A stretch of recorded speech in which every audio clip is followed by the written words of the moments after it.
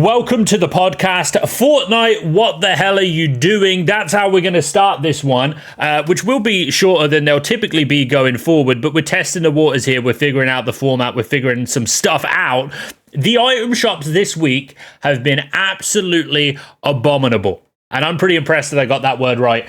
For a Simpsons season, where we should be absolutely bombarded with Simpsons skins. It's like the one franchise where if you had to pick, like, okay, can we have any franchise to do some skins with? The Simpsons is the ones you'd pick. It's unlimited characters, unlimited styles for those unlimited characters. It's infinity upon infinity. And yet, so far, when it comes to the item shop, we've only got Bart and Krusty, ladies and gentlemen, and another day goes by and it's another day of disappointment. However, as I'm recording this and as this video podcast goes up, I can confirm that Lisa Simpson will be coming in the next refresh, which is a huge step in the right direction. But I want you to think about just generally over the past 4 or 5 days, how many skins have come into the item shop that you can actually remember, that you were actually excited about, that you actually went, oh, that's a cool thing.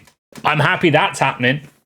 Barely any. Constable, and you got to be careful when you say that word, Constable Sparkles or Sprinkles, the donut cop, was the only one I can think of. And that's because I sort of said to myself, I said, wow, I'm attracted to donut ladies, it turned out. I didn't know that was a thing. And then I had to ask myself, is this illegal? You know, does this exist on the internet? And I decided to abstain from searching for it, but ultimately, it was an awakening. Breaking news today, though, Tyler, the creator, it was already rumored was going to be coming to Fortnite. A lot of us suspected it was going to be next chapter, not during the Simpsons one.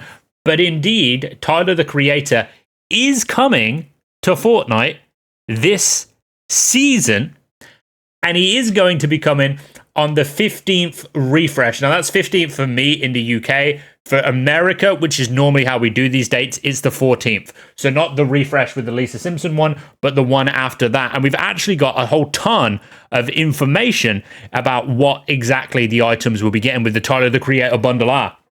If you're into that. I'm not personally a fan of his music, but the more collaborations we can get, the better. A lot of people are always complaining, oh, it's the collaboration shop. It's the collaboration shop. Ladies and gentlemen, recently Fortnite hasn't even been an item shop. I think in 17 countries, it's legally considered a junkyard. It's the tip.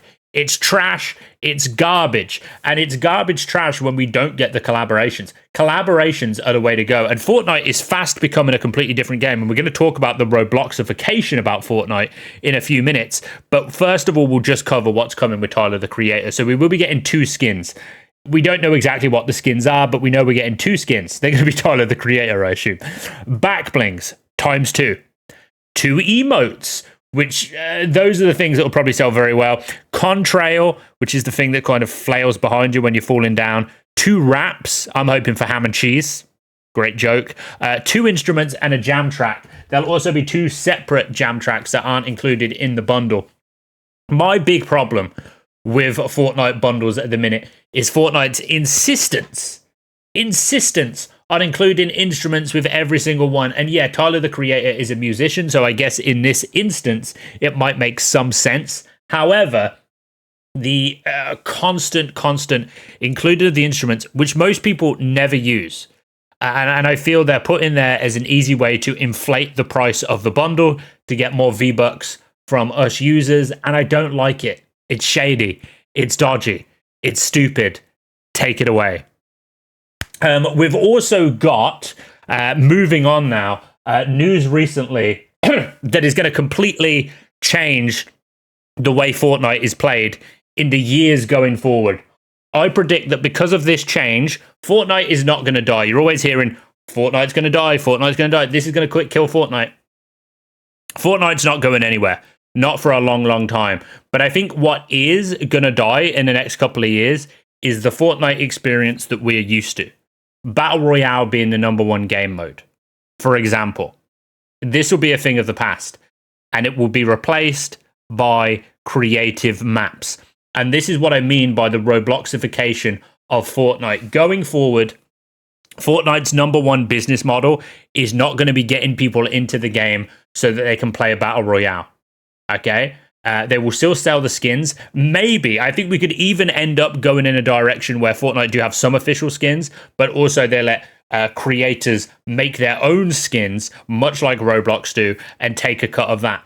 The big change towards Robloxification we've got recently is the confirmation that Fortnite map creators can already now experiment using the experimental features with microtransactions in their created maps. So, for example, Steal a Brain Rot, or Steal the Brain Rot, whichever version they call it, is the most popular creative map on Fortnite right now. So in theory, come December, I believe this feature actually is implemented and being able to be published. At the minute, it's only an experimental feature, so they can't actually publish these maps. They will be able to sell any items they wish in their map, much like Roblox. And if you don't know what I'm talking about with Roblox, essentially, any map you play in Roblox, you will encounter microtransactions.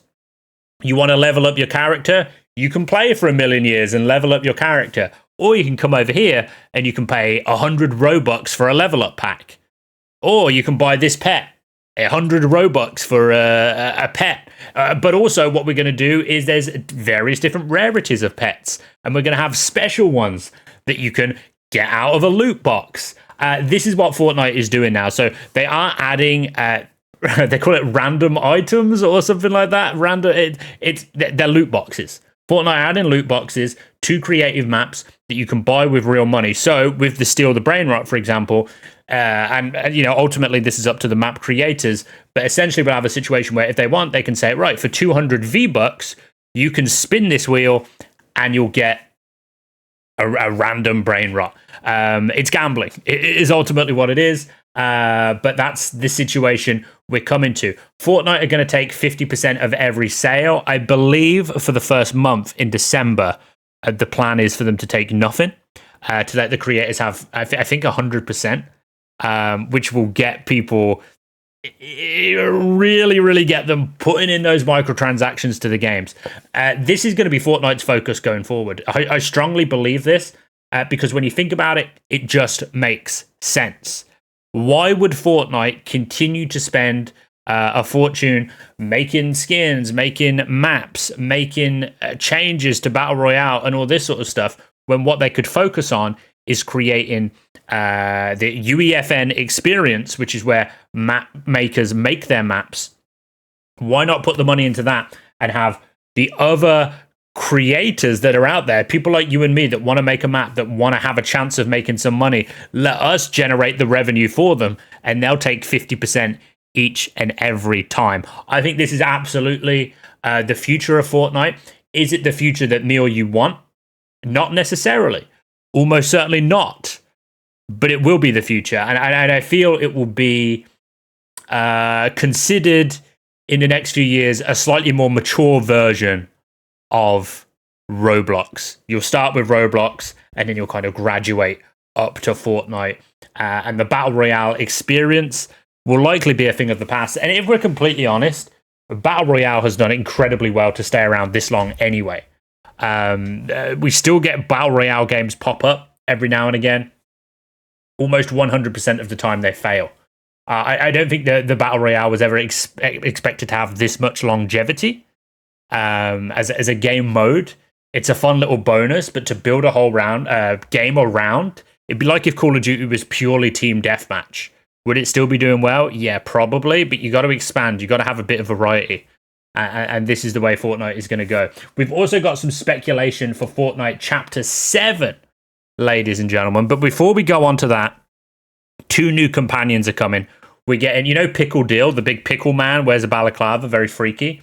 He's getting a dog version of himself coming to the shop, probably Lil Deal, something like that. I don't know what we'll call him. And then we're also getting a Mothman Jr., which looks a lot like the little companions you could have in Club Penguin.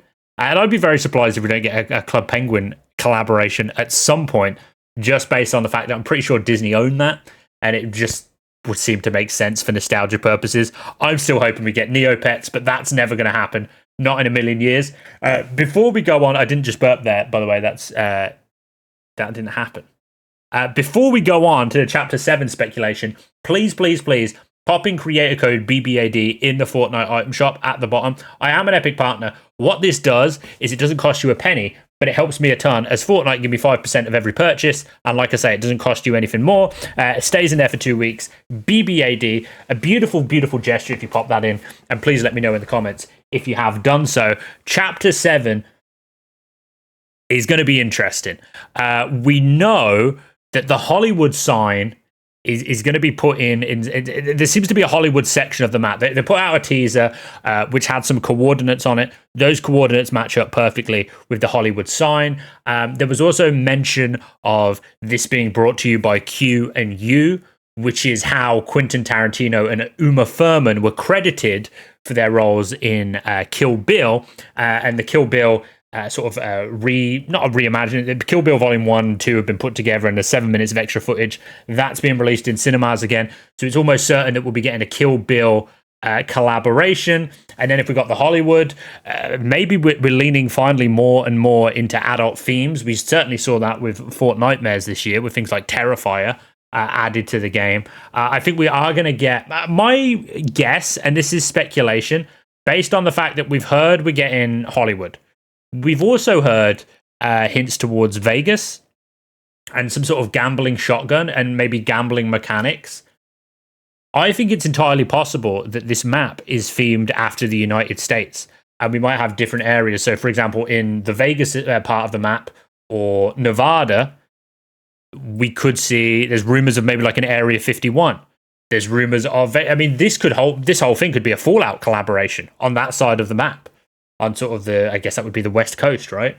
And then on the other side of things, we got maybe they could do a New York. We know we're getting Hollywood and LA. Maybe we could get a Texas down below. It could be a really, really, really, really, really cool system that they go with by having the entire map being different sort of iconic parts of the US. Red Dead Redemption down south. Could we do that? We're not going to do that, but it would be cool. It would be cool. That's something I'd really, really like to see. Please let me know what sort of things you like to cover on a podcast like this. Like I said, this is a very short one. This is basically just a YouTube video, but I wanted to put the feelers out there, see if people like this sort of just talking through the Fortnite speculation and news, and just kind of see how it goes. I want to get guests on as well, other Fortnite streamers. I think would be really cool, or content creators to discuss things with. We'll see how this evolves, but I like the idea of just kind of talking to the camera, catching up with you guys, doing it once a week, and just seeing how things go. This one was released on a Wednesday. It wouldn't surprise me too much if we end up doing like I don't know. Let me know what day you'd most like a podcast to be released on, and I think like about an hour in length would be good. Especially if we've got other people to talk with, ask questions to, that sort of thing. But ultimately, let me know what your ideal length for a podcast would be. I don't want to hear any sort of 6 inches nonsense. Please hit that subscribe button, hit the likes. We're coming up fast on 300 subscribers. I want to do some more live streams over on YouTube as well. I love YouTube. YouTube is the platform I consume most of my content on, and yet I'm uploading most of my content to TikTok because it's just so much easier to reach new people, and I have an established audience over there already. So the more stuff we can do on YouTube, the better, and I definitely want to get some live streams going over here as well, so let me know if you'd be interested in that. I love you all. Please use my creator code, and I'll see you guys next time. Roger that.